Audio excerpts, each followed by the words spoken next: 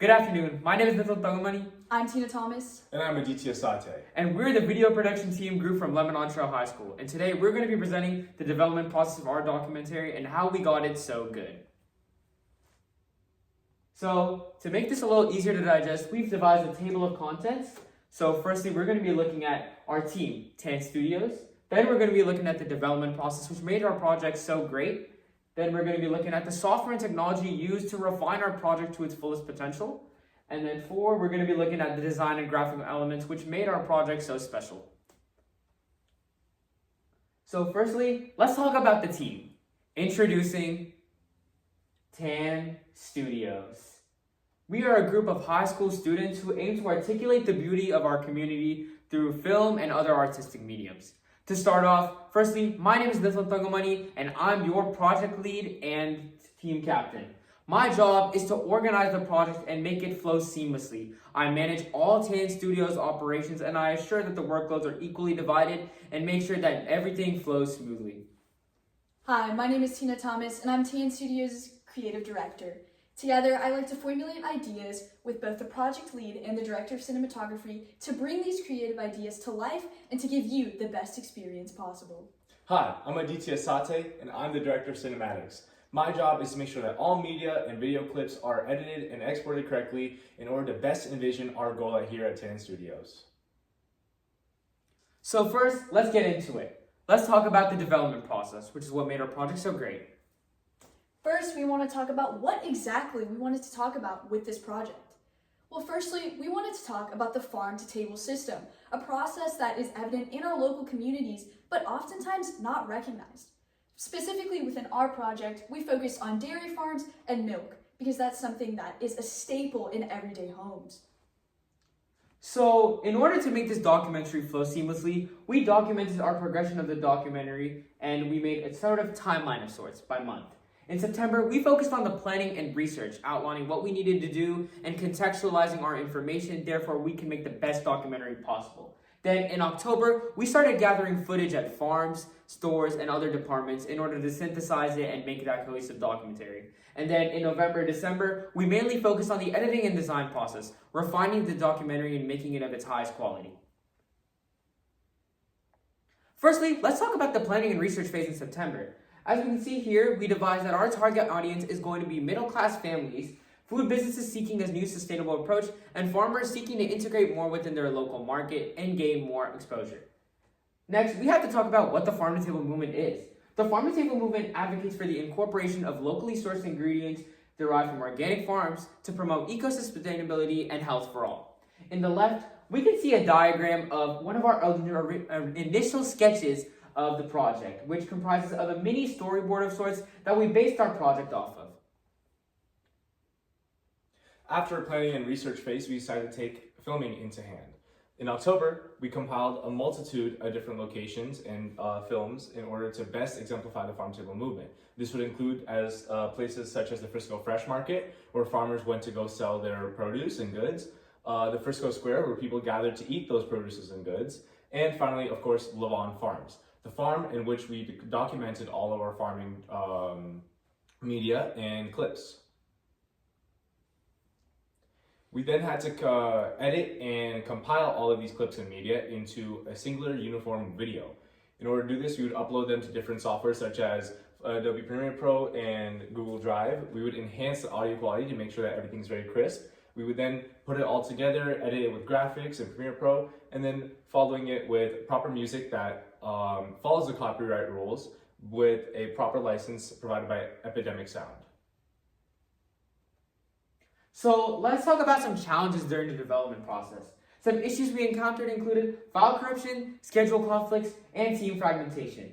So first, let's start off with file corruption. One of our key problems is that we lost a lot of footage due to file corruption as the SD card did not properly upload the contents of our initial recording of our introduction sequence. Thus, we mitigated this issue by going in and re-recording the segment and making it of its most refined quality, while also instantaneously uploading the SD card, therefore no file corruption would occur. To mitigate schedule conflicts, we understood that this time of year was especially rough for all of us in terms of workload, so we managed to work ahead of time and devise meetings in specific time periods that would not coincide with any of our scheduling conflicts.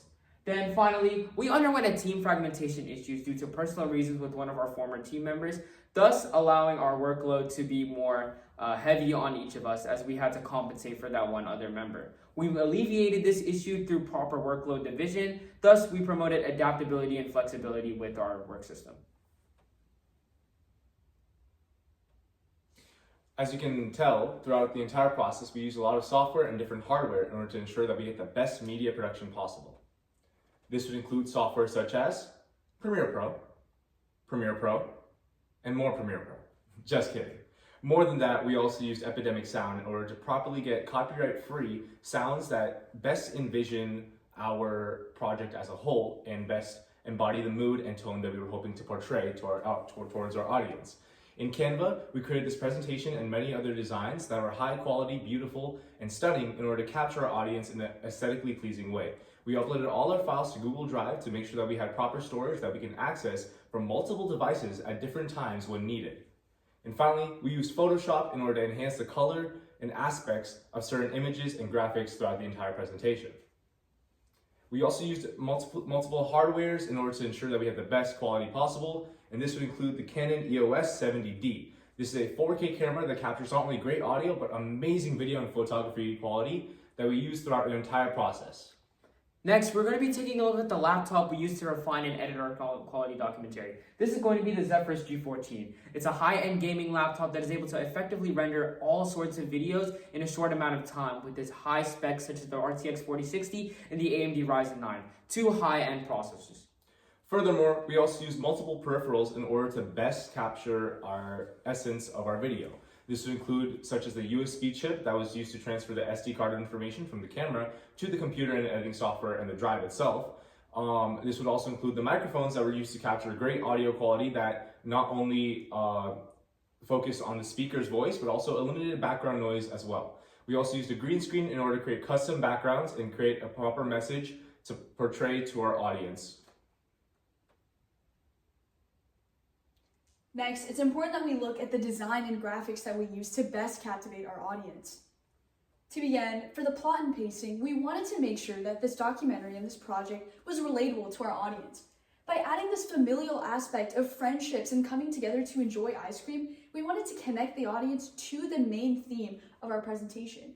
Through different shots and films and lightings, we did that so that the audience could really take what we were saying in the video and apply it to their daily lives.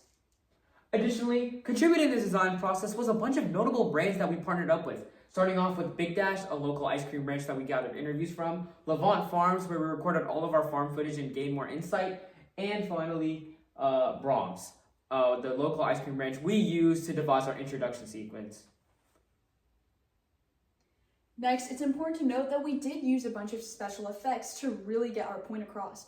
We did use a green screen, which was homemade of course, and we did that to incorporate any extra B-roll while also having voiceovers and other places where we could talk about good audio and use good mic equipment. As seen in the beginning of the video, we had a little pause function, which is a good way to keep the audience on the edge of their seats. We also wanted to test lighting wherever we went before we did our final product. This includes lighting for the speaker themselves and lighting for the environment, because lighting is an important part of determining the tone and the mood of what the video is trying to convey. As well as with shot composition, we wanted to continue to have that relatable feeling within our documentary. By using this over-the-shoulder shot, the audience feels as if they are there with us within the video, and they're right there with us enjoying that beautiful tea that was made. Finally, let's talk about some quantitative analysis. So prior to our documentary, we surveyed our local community and we found that 65% of individuals do not know about the farm-to-table movement. Only 23% know about it but can't explain it, and only 12% can't explain it. To mitigate this, we showed our documentary to many of our affected individuals, and we reported that 67% of individuals have been affected and are motivated to integrate fresh foods at least once a week. All in all, through trials and tribulations, we were able to come up with a great product, and we are so honored to have been able to present that to you today. We hope that through this documentary and that through this film that you were able to understand the aspects of the farm-to-table process, and we wanted to help other people incorporate those aspects into their daily lives. Thank you so much for listening, and we hope you have a wonderful day.